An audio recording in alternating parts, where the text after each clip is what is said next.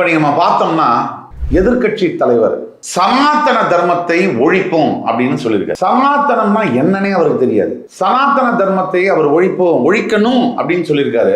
ஆங்கிலத்துல ஒரு வாசகம் உண்டு, சேரிட்டி பிகின்ஸ் அட் ஹோம் அப்படின்னு. முதல்ல அவரோட வீட்டுல அவர் சனாதனத்தை ஒழிக்கணும்.